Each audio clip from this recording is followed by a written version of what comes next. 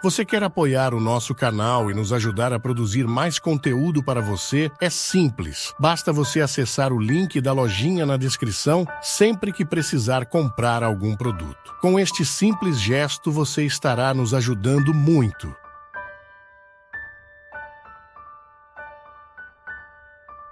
O meu livro hoje é cheio de histórias, gente. Ele está cheio de histórias. Alguns nomes são verdadeiros, outros não. As histórias são todas verdadeiras. Algumas pessoas eu quis preservá-las, todas autorizaram as histórias. Há alguns anos atrás, eu tive a oportunidade de conhecer uma mulher chamada Maria Clara. Um domingo à tarde, ela estava com toda a família dela. Ela tinha alguns filhos, acho que eram 3 filhos. Estava na casa do pai. Uma casa bonita. Estavam lá para almoçar no domingo.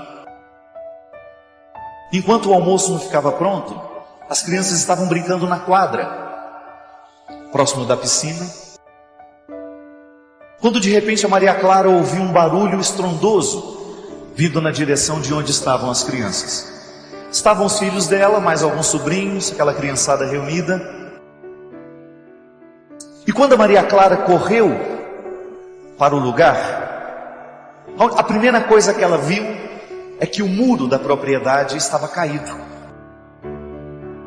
Um carro desgovernado bateu naquele muro.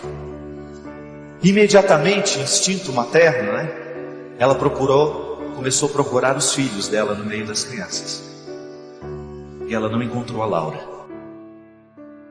No meio de todas aquelas crianças faltava a Laurinha. Uma criança pequena que estava ali no meio das outras. Quando de repente ela ouviu o grito que mudou a vida dela. O sobrinho mais velho disse: "Tia, o muro caiu em cima da Laurinha." Uma fatalidade. Eu conheci a Maria Clara uns 2 anos depois do acidente. Depois daquele acontecimento, minha gente, a Maria Clara não sabia perguntar outra coisa na vida, senão: por que isso aconteceu com a minha filha?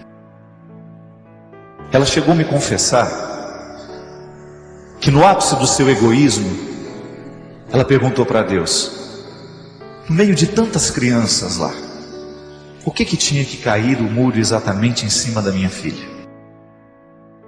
Maria Clara ficou muda por um tempo. Ela não conseguia falar. O trauma foi tanto que ela ficou muda, ela não conseguia conversar. Isso se estendeu por um tempo. E a morte da Laura representou na vida daquela mulher o nascimento de uma pergunta que não tomou conta da vida dela durante uns 2 anos. Ela não conseguia pensar outra coisa na vida senão: por quê? Por que mataram a minha filha de maneira tão trágica? Por que a minha vida foi modificada de maneira tão radical, retirando de mim um ser tão importante, a minha continuidade? E ela foi se alimentando daquela pergunta infértil. Ela foi se alimentando daquela pergunta absolutamente infértil: por quê? Por quê? Por quê? Por quê? E esse porquê não chegava nunca. E o que a gente faz no momento em que a gente não tem a resposta? A gente sofre. Eu sei, é limite. Você não saber o porquê que sua filha morreu de maneira tão trágica, você não saber a razão de seu filho ter morrido de maneira tão trágica, isso coloca dentro de você uma pergunta que lhe faz sofrer. Por quê? Por quê? Por quê? Por quê? Mas o grande problema, minha gente, é que perguntar o porquê não alivia a nossa dor. Você já viu alguma pessoa ser curada perguntando por quê, por quê, por quê? Eu nunca encontrei. Porque existem momentos da nossa vida que não combinam com as perguntas. Não há nenhuma pergunta que seja capaz de responder a uma tragicidade dessa, uma tragédia dessa natureza. Não há pergunta que possa dar conta de aliviar um coração de mulher no momento em que perde um filho. E o que a Maria Clara, aquela mulher, precisava fazer era parar de perguntar. Porque quanto mais ela perguntava o porquê daquele acidente, mais distante ela ficava do consolo que ela poderia encontrar na vida. Quanto mais ela se perguntava do porquê da tragédia, menos possibilidades ela tinha de continuar a vida. Vou persistir, vou perseguir tudo aquilo que Deus já sonhou para mim. E mesmo nas marcas daquela dor, do que ficou, vou me lembrar. Ela não quis isso. Ela não quis perseguir. Ela quis estender o velório da filha por um bom tempo. E no momento em que ela só tinha tempo para perguntar por quê, por quê, por quê, o pior de tudo aconteceu, minha gente. Ela esqueceu que ela tinha outros filhos para criar. Ela esqueceu que ela tinha um marido para ser esposa. Ela esqueceu que ela tinha família. E ela quis egoisticamente se fechar nas causas do seu sofrimento. Ela quis egoisticamente ficar nutrindo a pergunta: por quê, por quê, por quê, por quê? E fazendo a pergunta infértil, ela jamais pôde resolver dentro do coração dela o conflito de ter perdido uma filha de maneira tão trágica. O mais honesto é sofrer o que tem que sofrer, mas permitir que a vida continue. A causa de muito sofrimento está em justamente a gente não permitir que a vida prossiga. Nós estacionamos o nosso bonde naquela estação triste e a gente não vai embora. O bonde não parte. E as pessoas que estão dentro do mesmo vagão que nós estão precisando viver, e a gente não deixa o bonde persistir, continuar. Nós acorrentamos a pessoa no nosso sofrimento, porque a partir do momento em que eu me recuso a superar o sofrimento que me envolve, eu faço sofrer todos os que estão ao meu redor. Porque aqueles que me amam sofrem porque eu estou sofrendo. É por isso que a reação mais justa, mais honesta diante do sofrimento é superação sempre. Vamos organizar o nosso luto, vamos organizar a nossa tragédia, mas vamos continuar vivendo. Vamos olhar nos olhos de quem ficou, de quem sobrou. Vamos olhar ao nosso redor e descobrir os motivos pelos quais ainda a gente pode continuar a vida. O sofrimento que visita o nosso coração não pode ser causa de ruína para nós, ele tem que ser causa de ensinamento. Muitas vezes, a incapacidade de administrar o luto desarruma tanto a nossa casa, que a gente não sabe mais o que fazer com ela agora. Minha gente, e o que me assusta, sabe o que é? É que desde quando nós nascemos, ninguém prometeu que a nossa vida seria fácil. Ninguém nos iludiu dizendo que a vida seria simples. Mas o que acontece com a gente, que parece que a gente nunca está pronto para sofrer, que nós nunca estamos prontos para dar a volta por cima, porque a gente está cada vez mais imaturo. A imaturidade está prevalecendo tanto, nós estamos nós somos anões muitas vezes, afetivamente, psíquica. Nós crescemos no tamanho, mas a gente não cresce na capacidade de estabelecer o pacto com a vida. Aconteça o que acontecer, a gente identifica as pessoas interessantes no mundo à medida que a gente descobre gente que foi capaz de superar essas coisas todas e permaneceu de pé. Maria só é grande porque ficou de pé. Em nenhum momento ela se curvou, em nenhum momento ela permitiu que a vida a sepultasse antes da hora. Aquela troca de olhares no momento da subida do Calvário, uma das cenas mais lindas, é o encontro de Jesus com sua mãe. Ele não nasceu de qualquer mulher, não. Uma mulher preparada, uma mulher que soube perder, uma mulher que soube encarar o sofrimento, uma mulher que soube subir o Calvário, porque o Calvário é o lugar justamente de purgar tudo que é excessivo em nós. O sofrimento pode despertar o que a gente tem de mais egoísta. quando a gente só olha para aquilo que a gente está passando. Mesmo porque, gente, uma bonita forma que nós temos de superar a tragédia das nossas vidas é a gente olhar para as pessoas que estão do lado e procurar ajudá-las. É quando a gente faz da nossa tragédia um ponto de partida e não um ponto de chegada. A minha tragédia, a sua tragédia, a minha dor, a sua dor não pode ser o nosso ponto de chegada. É o nosso ponto de partida. Quantas pessoas ficam interessantes depois que tomam essa iniciativa?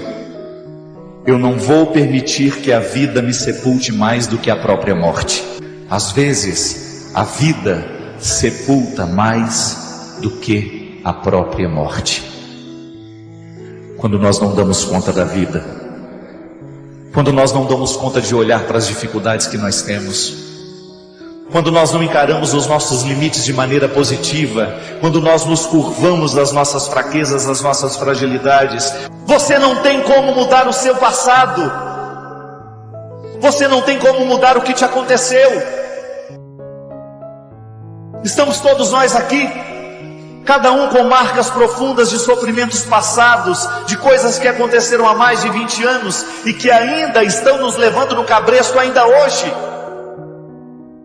Se não compreendido de maneira correta, minha gente, o sofrimento se transforma em cabresto. Aquela corda que vai puxando o animal, dando a direção para onde o dono quer. O cabresto no cavalo firma nas duas partes da cara. Se eu quero que ele vire à direita, a corda prende na direita. Se quero que vire à esquerda, prende na esquerda. Só de tocar na cara do cavalo, o cabresto, ele já sabe para onde tem que ir. Quanta gente sob o cabresto do sofrimento há mais de 20, 10, 30 anos, porque não foi capaz de reassumir a autoria da própria vida no momento da dor. Quis ficar perguntando por quê, por quê, por quê, por quê, por quê. Nós precisamos ter coragem, nós precisamos olhar essa vida de frente. É desafio para gigantes? É sim. Mas ninguém nos prometeu que seria fácil. E volto a dizer, muitas vezes nós não chegamos à resposta, é porque a gente ainda não fez a pergunta certa. Muitas vezes nós ficamos na resposta equivocada, na pergunta equivocada, e nós nunca vamos chegar à resposta, porque a sabedoria nos ensina que ao invés de perguntar por que eu estou passando por isso, eu deveria me perguntar como é que eu vou passar por isso agora. Não importa quanto tempo você tenha ficado sepultado, não importa quanto tempo quantas coisas tenham caído sobre você, quanto tempo você tem alimentado esse sofrimento desordenado do ponto de vista afetivo, não importa quanto tempo você deixou de se amar, o que importa é que hoje você pode cantar, e que hoje você pode reiniciar um tempo na sua vida, porque Deus, ao curar o nosso jeito de interpretar o nosso sofrimento, Ele muda o que a gente tem de mais profundo. Pois por que será que nós muitas vezes não reagimos? Por que será que muitas vezes nós preferimos nos sucumbir à dificuldade do momento? Por que tantas vezes nós preferimos o olhar de desesperança, ao invés de prestar atenção no que pode dar certo? Isso é cura de Deus em nós. Modificar o jeito como nós olhamos para as nossas desesperanças, elas não são determinantes em nós. Não desista. No momento em que o muro cair sobre você, no momento em que o concreto tentar te sepultar, não permita. E mesmo que você não tenha condições de sair sozinho, cante para que alguém te escute.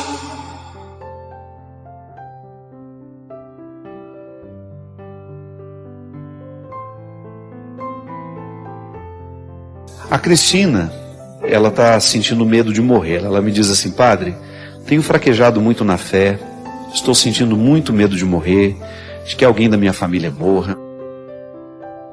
E vou tentar explicar. O motivo foi o falecimento da minha sogra. Depois da morte dela, padre, eu não tenho conseguido vencer esse pânico.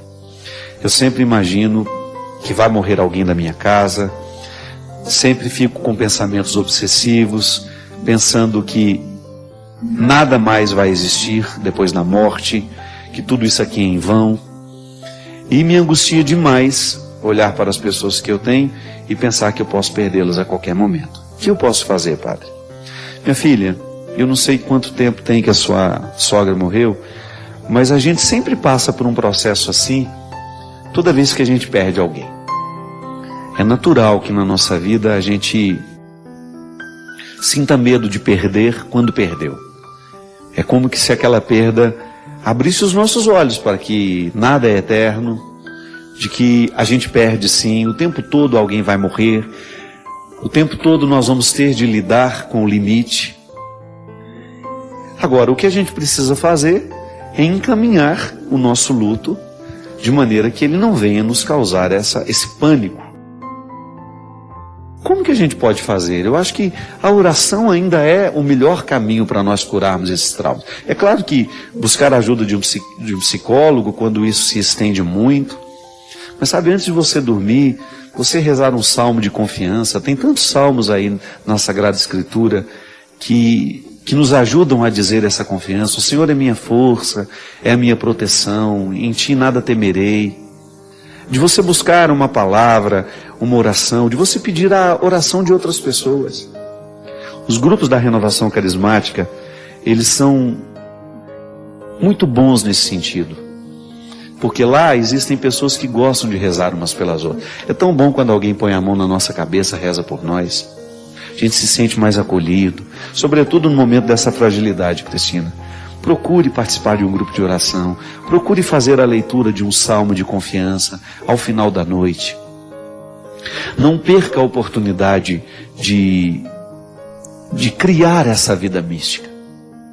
Sabe, a oração ela tem um efeito terapêutico sobre nós. Nós precisamos rezar. E essa oração, ela pode ser feita através da palavra, ela pode ser feita dentro de uma igreja silenciosa, sabe?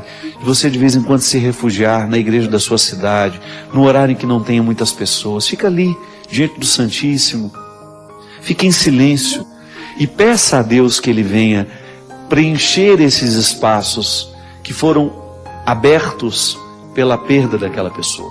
Você perdeu a sua sogra, ela devia ser uma pessoa importante para você, você devia ser muito ligada a ela, e agora está sentindo essa insegurança, que é um processo humano natural, mas que a oração pode nos ajudar muito. Essa história de amor à primeira vista é muito perigoso. O amor ele tem que ser processual. Porque quando você fala que se apaixonou e que foi amor à primeira vista, você corre o risco de estar apaixonado não pelo que o outro é, mas por aquilo que você gostaria que ele fosse. Quantas pessoas, minha gente, eu já vi vivendo essa prisão. Eu não sou o que ela gostaria que eu fosse, mas ela quer tanto que eu seja que eu estou fazendo esforço para ser. Aí dura aí uns 2, 3, 4 anos até que todas as máscaras caem por terra.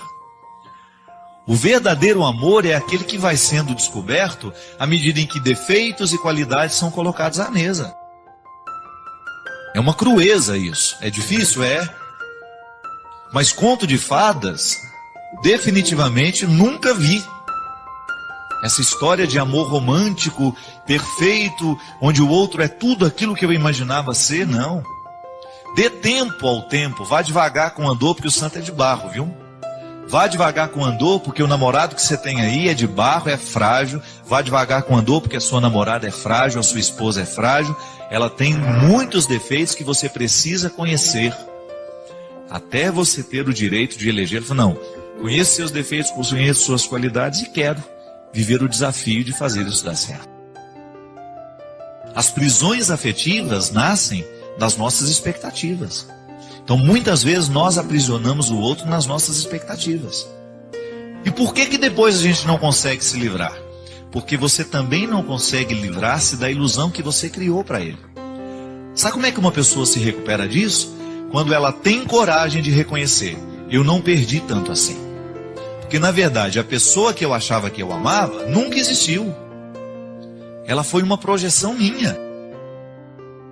E é engraçado, minha gente, que quando a pessoa consegue fazer essa reflexão, ela se liberta, como se fosse tirado uma infecção que antes estava matando. Outro dia atendi uma pessoa assim, muito rapidamente, ela me contou que o casamento tinha sido desfeito. Eu não sou a favor de desfazer casamento, eu não me compreendo errado. Acho que tem que fazer de tudo para dar certo. Mas ela me falava assim, eu sabia da vida que ela vivia, das inúmeras traições, das mentiras o tempo todo que ele contava para ela e do tanto que ela sofria com aquilo. Aí um dia ela sofreu, ela me procurou e chorando muito falou assim, ele me abandonou e agora foi embora de vez. Aí eu perguntei para ela, mas por que você está sofrendo tanto se você sabia que ele já tinha te abandonado há muito tempo? Ele te abandonou desde o primeiro momento em que ele assumiu uma outra mulher na vida dele e tinha uma vida dupla. Todo mundo sabia dessa vida dupla. Ele te abandonou há muito tempo, há 20, 30 anos atrás, eu não sei quando foi que começou essa história de traição, e você não teve coragem de naquele momento colocar-se, como uma esposa deve colocar no momento que sabe da traição do marido. Com autoridade.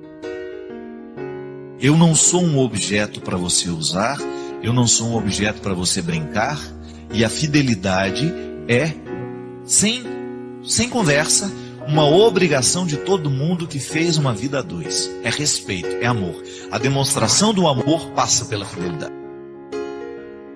Aí ela me olhou assim assustada e falou, você não perdeu nada, que você já perdeu há muito tempo. O que você fazia era velar o marido dentro da sala da sua casa que já tinha morrido há muito tempo. É velório que não acaba, é velório que não termina. Então pare de achar que você perdeu tanto e comece a descobrir que na verdade você já perdeu há muito tempo e você já deveria ter tido maturidade para entender aquela perda naquele momento e parar de permitir que o sofrimento te acometesse tanto e provocasse tanta ferida que está te matando aos poucos. Minha gente, quando nós não nos livramos desses fardos, nós somos capazes de nos boicotar e de causar uma morte antecipada. Que a pessoa vai perdendo a vontade de viver, ela vai perdendo a capacidade de sonhar, ela vai perdendo a capacidade de ser feliz. Por quê? Porque um dia se amarrou numa ilusão e permitiu que aquela ilusão tornasse o centro de sua vida. Agora, ela não queria ver isso. Questão de maturidade. Não tem um jeito pior de perder do que fingir que não está perdendo. É a pior maneira de perder. É quando você finge que não está perdendo. É quando você passa de mão de tinta numa parede que já está podre. Não foi Jesus que falava que de nada adiantar caiar as sepulturas? Elas continuam escondendo cadáveres. Então não tenha medo de terminar o seu namoro se você descobre que ali você está vivendo uma ilusão. Ou que o outro está fazendo de você um território da sua ilusão. Ninguém tem obrigação de ser para o outro uma ilusão. Se ele não ama quem você é, não faça esforço para ele amar a ilusão que você está criando para ele amar. Isso é uma prisão terrível.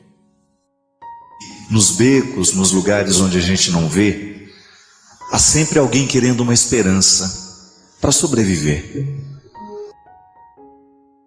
A vida é ameaçada em muitos lugares.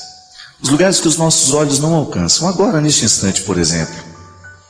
São estatísticas monstruosas que mostram que muitas pessoas perdem a vida a cada minuto, a cada segundo, por causa da violência. Nós estamos assistindo, todos com certeza assustados, as últimas notícias a respeito dos 2 garotos que foram violentamente assassinados, esquartejados pelo próprio pai e a madrasta. Antes de vir para cá, eu ouvia da minha funcionária uma história de que um dos garotos, porque eles estavam no abrigo, quando foram mandados de volta para casa, um deles pediu socorro. Pediu que não gostaria de voltar para casa porque lá eles eram muito judiados. E a juíza fez cumprir a lei. A lei é clara. Se tem pai, se tem mãe, se tem lugar para ficar, não pode ficar no abrigo. Ainda que essa lei seja cega, ainda que essa lei não seja capaz de descobrir a qualidade do pai que espera em casa. Porque você vai concordar comigo, não basta ter pai esperando em casa, não basta ter mãe, tem que ter qualidade aquele que espera. Foi-se o tempo em que pai e mãe eram sinônimos de segurança para os filhos. Nós estamos assistindo nos últimos tempos histórias absurdas em que o principal agressor é o próprio pai e que o principal agressor é a própria mãe. É impossível a gente ficar indiferente a uma história dessa. Não acredito que possa haver algum ser humano que seja tão insensível a ponto de escutar uma história dessa e não se perguntar: que mundo é esse que nós estamos vivendo? Que sociedade é essa que nós estamos construindo para deixar como herança para aqueles que a gente ama? Que mundo é esse? Um mundo onde o pai é capaz de esquartejar a cria de suas carnes como se fosse um objeto, como se fosse um animal. Um pai que não é capaz de tomar a defesa, que não é capaz de retirar a criança das mãos violentas de uma madrasta, ou de alguém que não seja capaz de escutar o grito, de alguém que não seja capaz de se sensibilizar diante do sofrimento de alguém que é violentamente agredido. Eu fico pensando, minha gente, que essa dosagem imensa de violência que toma conta dos nossos noticiários nessa semana, ela de alguma forma nos atinge, ainda que sejam em porções menores. Você também espera seu filho em casa. E eu não sei o que você significa na vida do seu filho. Eu não sei o que você significa na vida dos seus.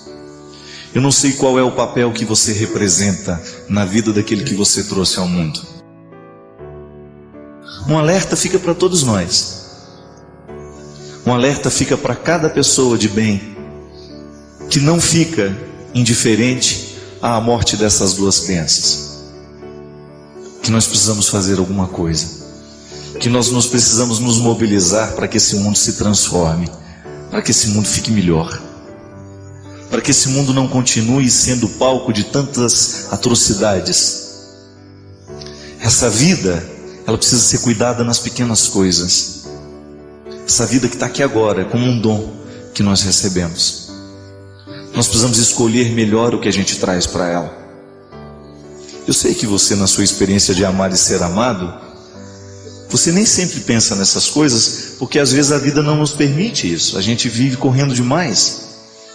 Mas seria bom que se você parasse e olhasse hoje os seus filhos, aquele que você trouxe ao mundo, e que você pensasse a sua qualidade de pai, a sua qualidade de mãe, a sua qualidade de ser humano. O que você tem representado na vida dos seus? Que isso não sirva de culpas, que isso não sirva de peso, porque geralmente quando a gente começa a pensar a qualidade da nossa vida, a gente cai na tentação de ficar parado no que a gente não fez de certo. Não é para isso. É apenas, quem sabe, um jeito de nos alertar para que essa violência não tome conta de nós também. Porque às vezes a gente não é capaz de gestos grosseiros e grandes como esse. Pode ser que a gente não seja capaz de esquartejar um filho, mas pode ser que pequenas violências também sejam cometidas dentro de nós, dentro da nossa casa.